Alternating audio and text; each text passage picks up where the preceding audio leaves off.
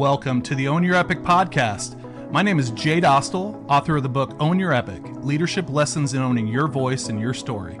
In this podcast, I highlight the stories and voices of educators across the country who are making a difference in schools and uncover what makes them exceptional leaders in their field. By sharing the voices and stories of others, we can all learn to appreciate that each of us is the author of our own epic and our experiences are relatable to others, if we are willing to share them. Let's get started on the Own Your Epic process.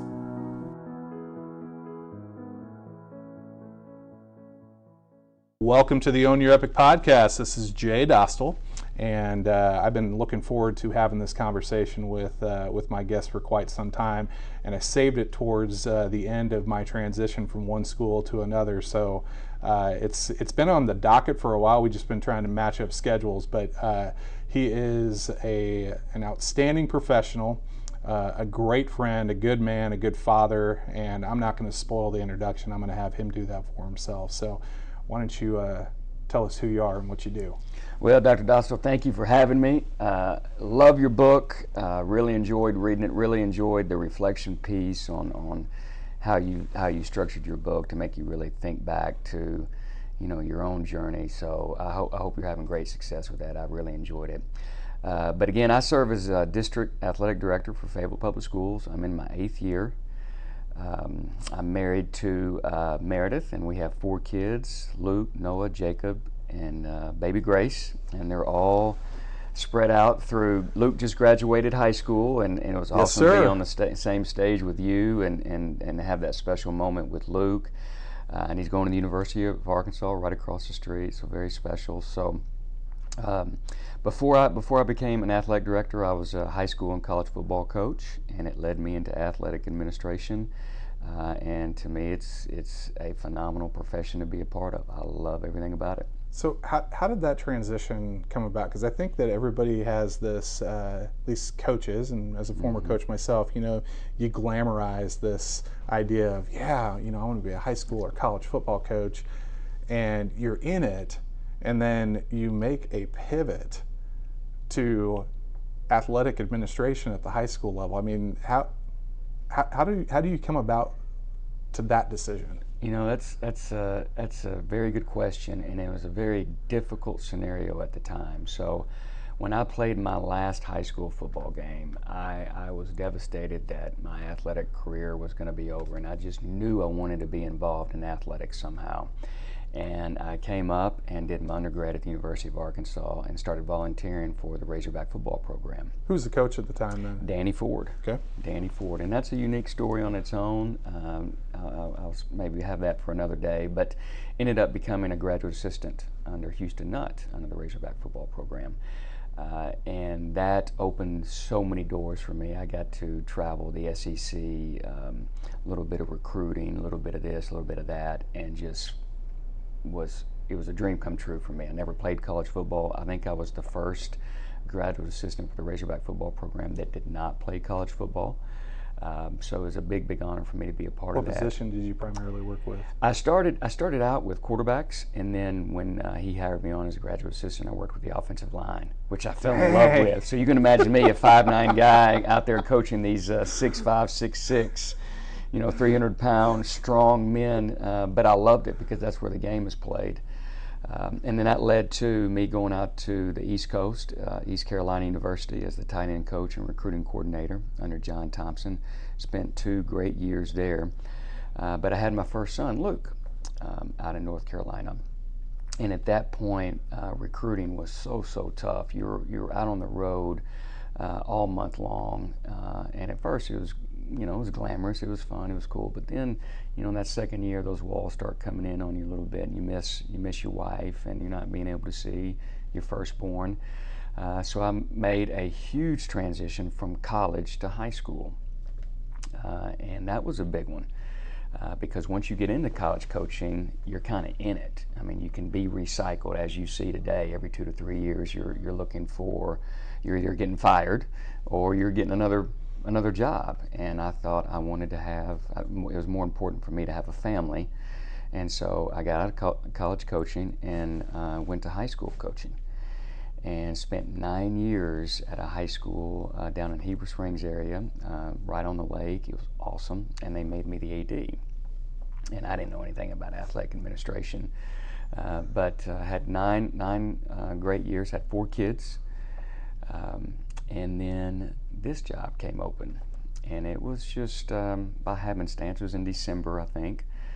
And I didn't even consider it, and I got a call, would you be interested? And I really wasn't, because I just knew I wanted to coach the rest of my career. But the opportunity to be in Fayetteville, to be in a flagship program with a rich tradition of athletic accomplishments was something that I just really did a lot of reflection and prayer on, and interviewed and got the job and been here for 8 years. Wow. And so to talk about that, it was one of the hardest things to hang up my whistle and not be directly associated with kids in coaching and go into athletic administration. Because now I manage 87 coaches throughout the district, and I did 99 or 95% of my meetings and dealings are with adults, very few with kids. And so that was a tough transition. But I fell in love with it, because coaching's coaching, whether you're coaching kids, whether you're coaching coaches, it's the same thing. And so it's been a transition, but it's been one that's been very rewarding for me. I want to touch on that point you just brought up, because I think it's so important. It's the conversation that I have with a lot of people who talk to me about wanting to go into administration, whether it be an assistant principal, whatever. And I talk to them a lot about, I got into high school teaching and coaching because I love working with the kids. I love my content. I love the sport I was coaching. I just loved that engagement. And it's sometimes a very tough transition, because when you make that transition from classroom teacher or coach to an administrative position, you are shifting and turning on a dime, because your interactions are not with kids anymore, or very rarely with kids. Mm-hmm. It's with adults, and it's with adult behavior. And so what has been kind of the biggest, and I have this conversation with aspiring administrators, what's kind of been the biggest eye-opener for you when working with adults as compared to working with kids? I think there's probably a couple points that come to mind. First and foremost is when, as you know, when you're teaching or coaching, the impact that you have on students are immediate. I mean, you get to see it in real time, and that's very rewarding, and it's very satisfying to see that type of impact that you have on students right where they are in their particular life, and you know that it's impactful. I think when you go into administration, that changes to a long-term impact. I mean, me and you are wrapping up the designs of new facilities. What we have spent the past 2 years, on an almost daily basis, is going to impact students for the long term. And I also think that's the same way when you're dealing with adults. You're working with them to impact the kids on a daily basis, but you're working with them more on a long-term range, trying to set them up professionally with development and real-life experiences that they can pass along. And they're a little bit tougher nut to crack too, because they have years of experience and their own ways of doing things, whereas kids may not have that experience and may not have the know-how. So trying to impact or change adult behavior is way different than trying to change the impact or the behavior of a kid, because that kid may not have that same amount of life experience as an adult. So that's absolutely true. It's a lot more time consuming. It takes a lot more of different avenues of communication, because you're dealing with so many different personalities that have been that particular way for a long particular time, where when you're dealing with kids, they're almost like a blank canvas. I mean, you can have such an impact on just your words, your looks, how you look at a kid can impact a student. With adults, you really got to study the craft of communication. You really got to open your lens, and that you've done a great job helping me open a completely different lens on what someone might be thinking, and understand that, and really not judge it. When you're dealing with students, sometimes you need to say that's right and that's wrong, and this is the appropriate behavior, yada yada yada.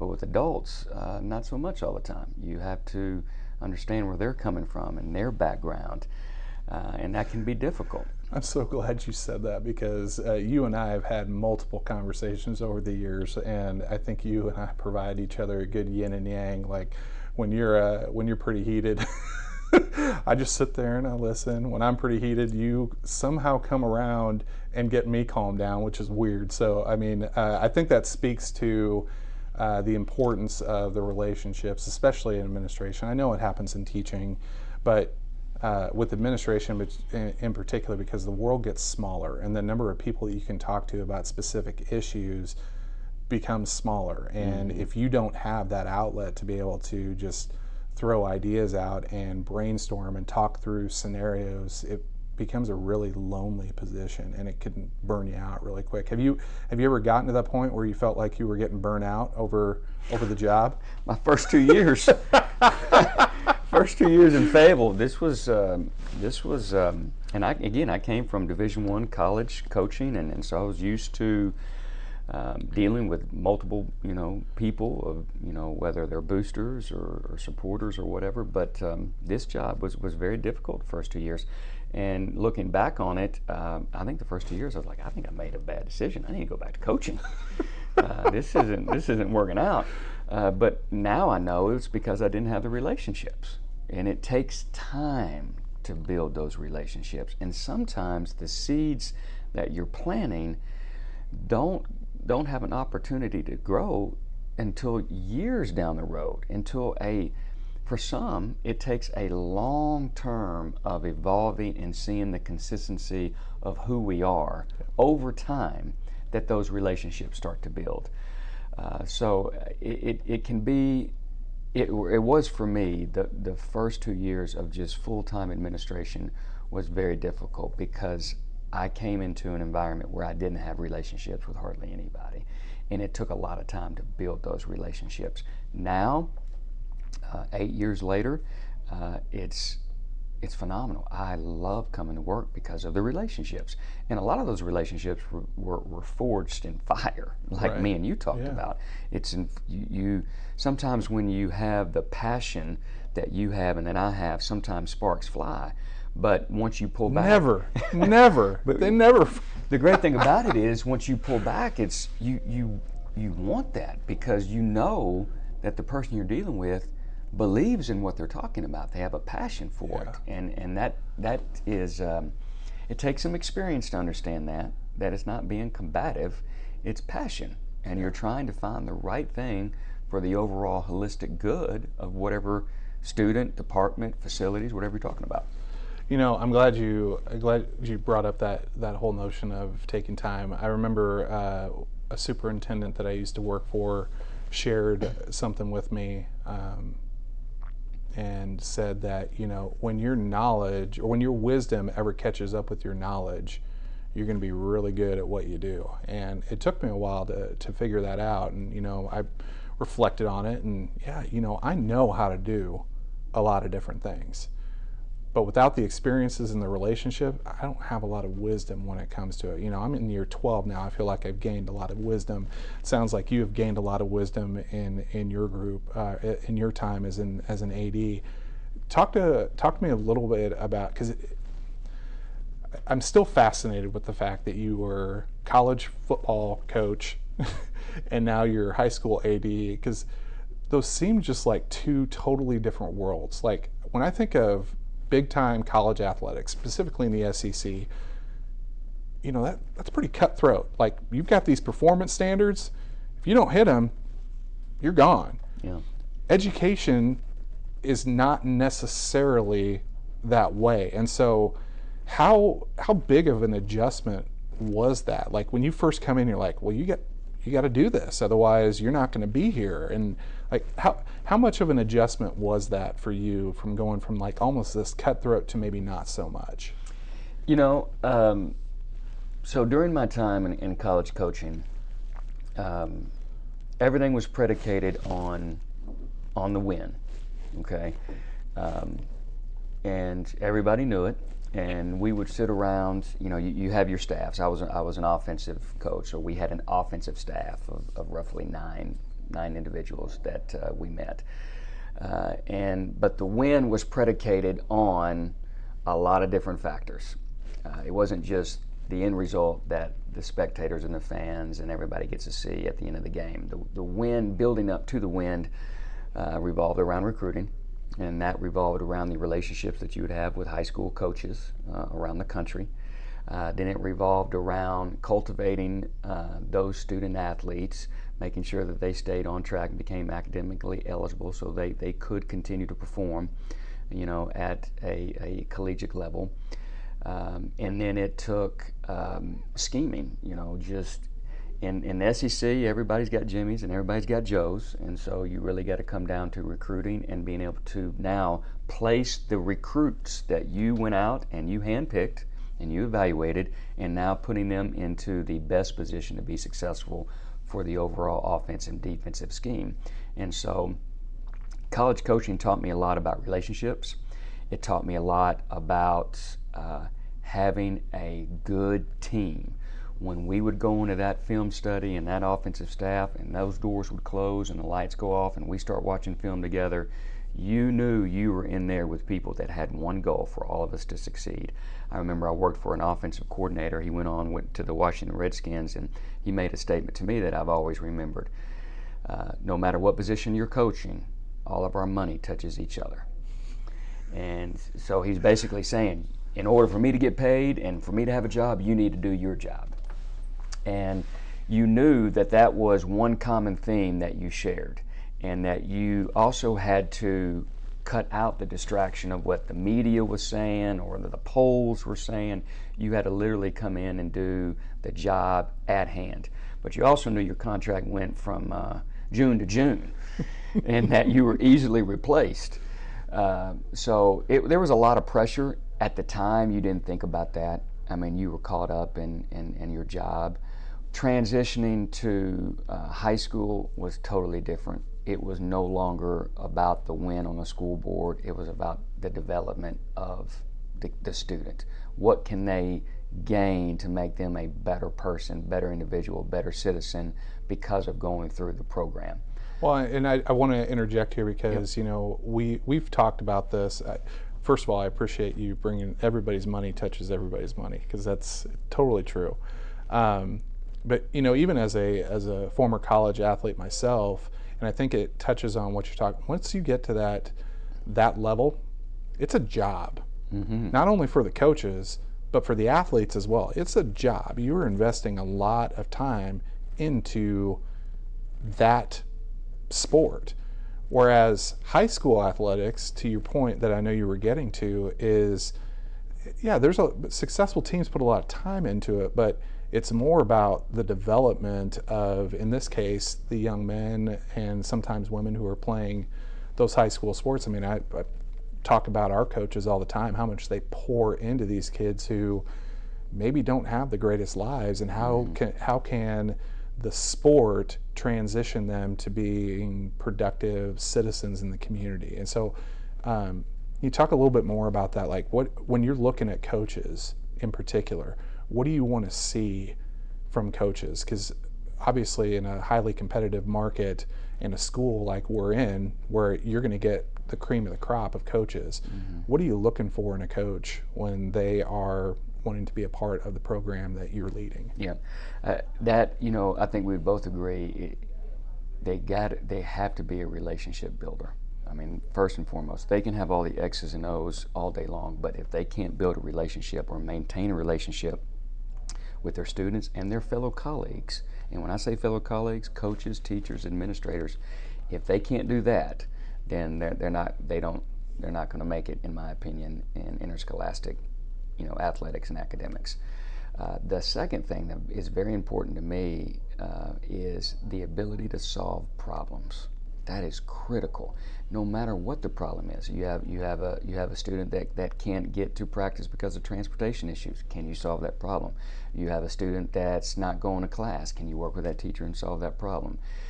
You have a student that wants to participate in the band in your particular sport. Can you solve that problem?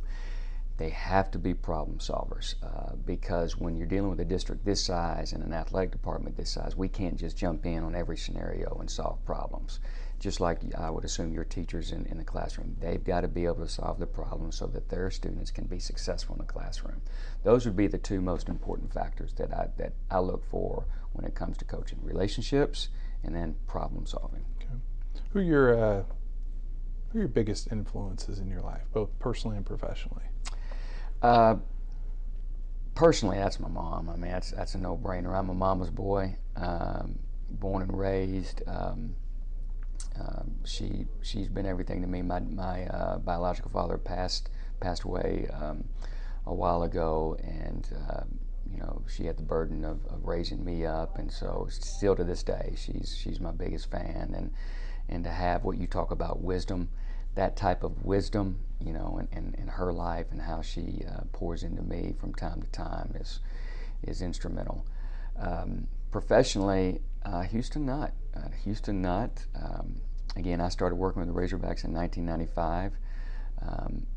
I would never become a Division I football coach if it wasn't for someone like Houston Nutt that took the time to open the doors and let me come in and learn the game so I can coach the college game with not having the opportunity to play because I wasn't good enough to play, athletically, physically.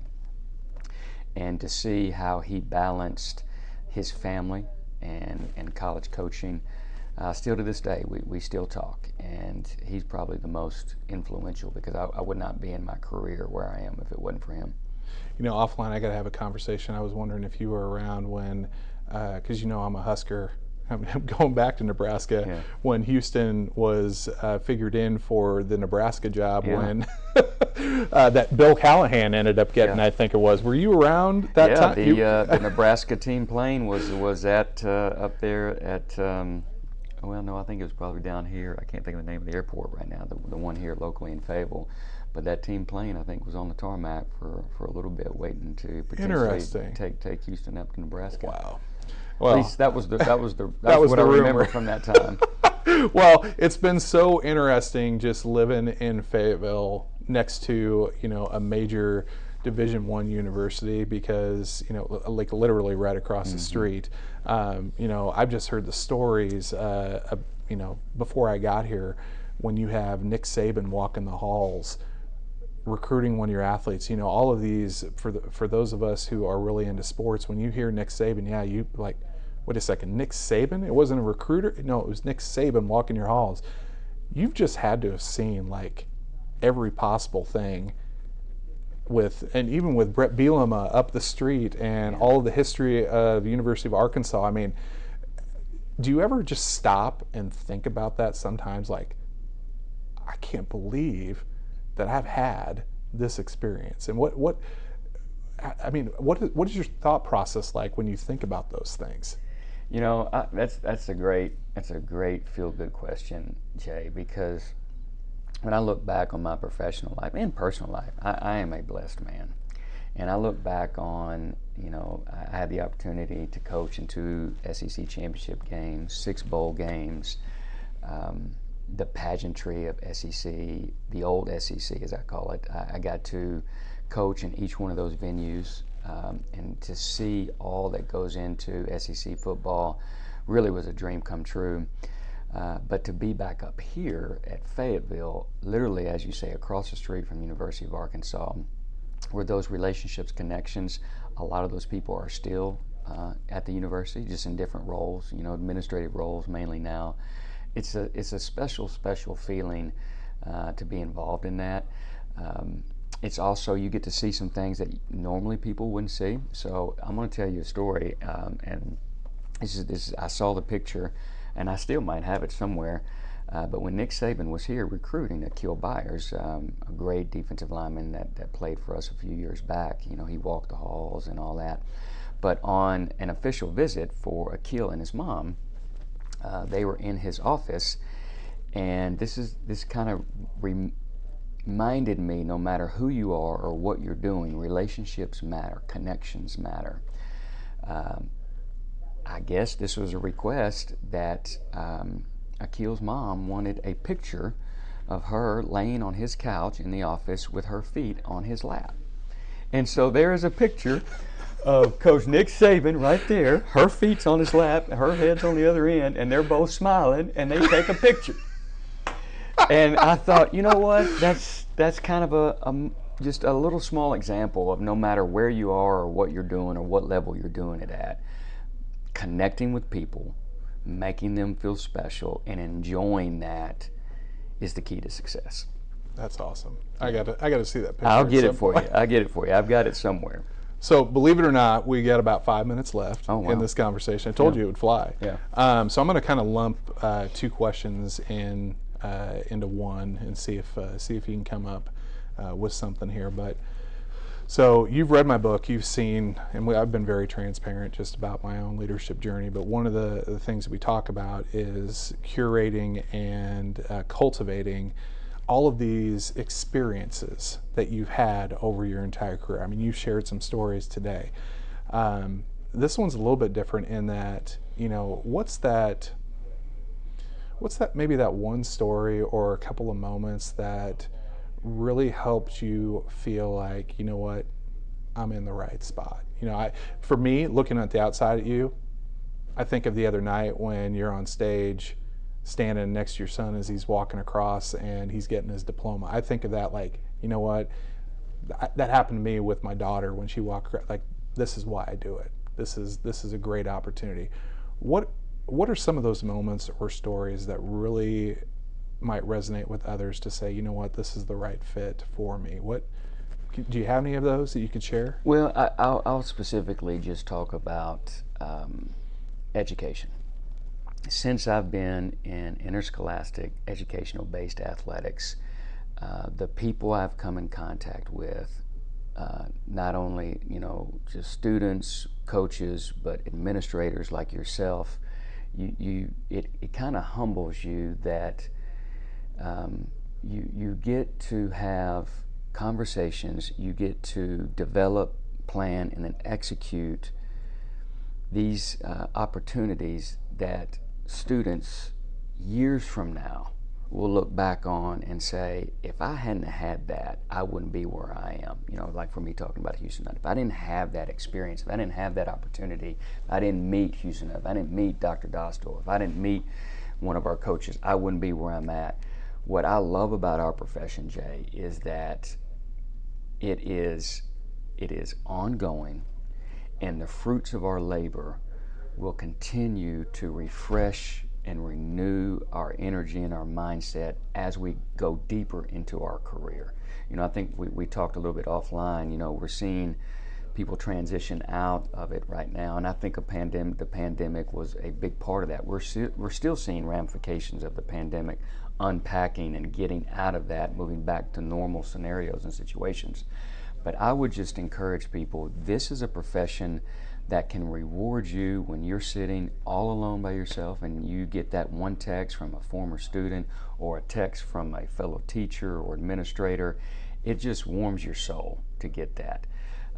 And then also to see your impact live out through others as they go on in their life. Like just what we experienced Thursday night. Me and you on the same stage with my son getting his diploma. I mean, that's an extremely special moment that I think being involved in the education profession allows you to experience that almost on a yearly basis. Absolutely. It's almost as if it's renewing and re-energizing, but you have to look for those moments because there's a lot of muck that goes along with the job, and that can easily wear you down. But if you look hard enough, you can find those little nuggets that will carry you through the rest of the day, the rest of the month, rest of the school year. I mean, I truly believe those are there. And to be honest with you, because we're at the end of time, this has kind of been that nugget for me, because I know you and I have had conversations before. We never did anything formal like a podcast, but I'm going to publicly thank you for the past 4 years. You have made me a better leader just through the dialogue. I mean, and for those of you who are listening to this, Steve and I have had some knockdown, drag out arguments just about how the way we operate. I'm looking at it from an academic standpoint, Steve's looking at it from an athletic standpoint. But the one thing that I've always appreciated and admired about you is, even though we might be radio silent for a couple days, we always come back and we always come together and we make the right decision because we have the best interests of everybody involved. And I think that speaks a lot to our friendship, our relationship, and even though I might be moving away, we're always going to be a phone call, a Zoom call away, and I appreciate you, man. No, I appreciate you, and that's there's no doubt that I'm going to stay connected with you because you have your wisdom and knowledge has really, I don't know where it was whenever that statement was, but it's catching up, and it's pretty impressive. The biggest compliment that I can tell you, and I shared with you this offline a while back, is that 100% you are leaving this place better than you found it. I appreciate that. We did it together, though. We're a team. It's been fun. I'm a better person, and I'm definitely a better administrator from serving alongside of you, brother. That's awesome. Thank you. Appreciate you. So that is the end of this episode of the Own Your Epic podcast. I want to thank Steve Janski for spending some time sharing his perspectives from the seat that he's in here at Fayetteville High School, Fayetteville Public Schools. Look him up on Twitter. I mean, he's got some great stuff out there, and if you ever have questions about athletic administration, this guy is top shelf, and I would arguably say he's probably one of the best dressed athletic directors I've ever seen as well. But thank you all again for joining us on this episode, and stay tuned for the next one. Talk to you all soon. Thank you for joining me on today's podcast. To find out more about Own Your Epic, check out my website at ownyourepic.blogspot.com, where you can purchase my book or subscribe to all the latest blog and podcast updates. Until next time, own your epic and share your voice and your story. It matters and can make a difference in the lives of others.